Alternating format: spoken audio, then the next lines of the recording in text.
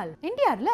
ஆமா, நம்ம யூத் எதுக்கு அதை பார்க்கணும்? யூத்காக, அதாவது நமக்காக பிரதமர் வாங் அவர்கள் நேஷனல் டே ராலி ஸ்பீச்ல என்ன சொல்லியிருக்காரு தெரியுமா? வாங்க பார்க்கலாம். ரீசெண்டா நம்ம சோஷியல் மீடியால பார்க்காத வேப்பிங் நியூஸே கிடையாது. டொபாக்கோக்கு எப்படி ஃபைன் போட்டாங்களோ அதே மாதிரி தான் வேப்பிங்க்கு ஃபைன் போட்டாங்க. இது ஒரு சீரியஸ் கன்சர்ன்.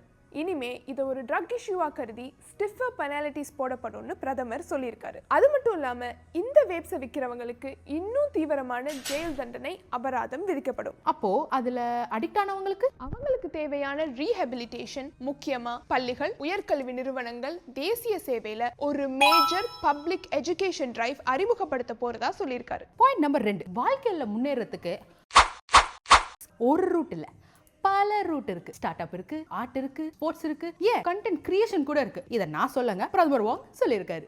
அதனால இளையர்களுக்கு தேவையான வாய்ப்புகள், வழிகாட்டுதல், ரிசோர்சஸ் கொடுத்து அரசாங்கம் இளையர்களுக்கு உறுதுணையா இருக்கும்னு பிரதமர் சொல்லியிருக்காரு. இது மட்டும் இல்லாம எகனாமிக் அன்சர்டனிட்டியை கருதி ஐடி, பாலிடெக்னிக் மற்றும் யூனிவர்சிட்டி ஃப்ரெஷ் கிராட்ஸ் நம்ம அரசாங்கம் ஒரு கவர்மெண்ட் ஃபண்டட் ட்ரெயினிஷிப் ப்ரோக்ராமை லான்ச் பண்றதா இருக்காங்க. The last but not the least, point number 3, நம்ம எல்லாரும் யூஸ் பண்ற AI பத்தி பிரதமர் என்ன சொல்லியிருக்காருன்னு பாப்போமா?